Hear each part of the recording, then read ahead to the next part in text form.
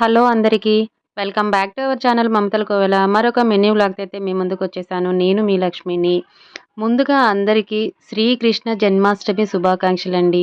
అందులోనూ ఈరోజు శనివారం వచ్చింది గదా! చాలామందైతే చాలా మంచిగా ఈ పూజని జరుపుకొనే ఉంటారు.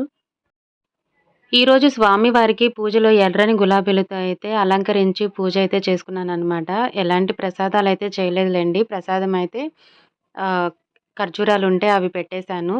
పూజ అంతా అయిపోయింది.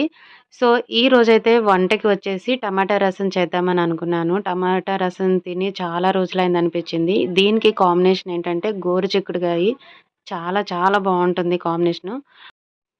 నిమ్మకాయ కన్నా కొంచెం సైజ్ తగ్గించి చింతపండు తీసుకున్నాను. దాంట్లోకి 3 పండిపోయిన టమాటాలు తీసుకొని వాటిని బాగా పిసికేసిన తర్వాత ఇలా చారులోకి పోసి తాలింపేశాను. తాలింపులో ఏంటంటే జీలకర్ర, ఎండుమిరపకాయలు ఇంకా కరివేపాకు వేశాను. ఈ ఆనియన్స్ ఉన్నాయి చూసారు అవైతే చారు ఉడుకుతూ అంటే తాలింపులో కాకుండాను విడిగానే వేసేస్తాననమాట. చాలా బావుంటుంది. దీంట్లోకొచ్చేసి ఎలాంటి రసం పొడైతే వేయనండి. ధనియాలు, ఇంకా చిన్నుల్లిపాయ అనమాట. సో, అది అయితే పౌడర్‌లాగా చేసి వేసేస్తాను.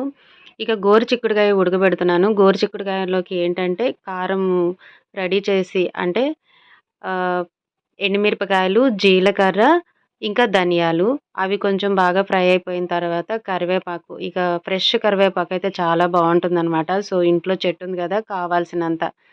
సో, ఆ కరివేపాకు వేసి ఇవైతే మాడకుండా అయితే వేయించుకున్నాను. వేయించుకున్న తర్వాత ఇలా మిక్సీ వేసుకున్నాననమాట. వెల్లుల్లిపాయలు కూడా ఎక్కువ వేసుకున్నా ఫస్టు తడిగా ఉన్నా గూడా కొంచెం అది ఆరిపోయిన తర్వాత పొడి పొడిగా అయిపోతుంది. ఇదైతే గోరుచిక్కుడుగాయలోకి వేసుకుంటే ఇదైతే ఎంత బావుంటుందంటే ఫ్రైలోకి కొబ్బరి కూడా వేసుకొని చేసుకుంటారు. కానీ నేనైతే కొబ్బరి వేయకుండా ఇలా చేశాననమాట. సో, ఈరోజు మా లంచ్‌కొచ్చేసి టమాటా రసం, ఇంకా గోరుచిక్కుడుగాయ ఫ్రై అనమాట. సో, ఈవినింగు మా వీధిలో ఏంటంటే, ఇక్కడ కృష్ణాష్టమి వేడుకలు చేశారు. పిల్లలైతే ఎంత సరదాగా పాల్గొన్నారంటే దాంట్లో, చాలా ముచ్చటగా అనిపించిందంట చూస్తూ ఉంటే.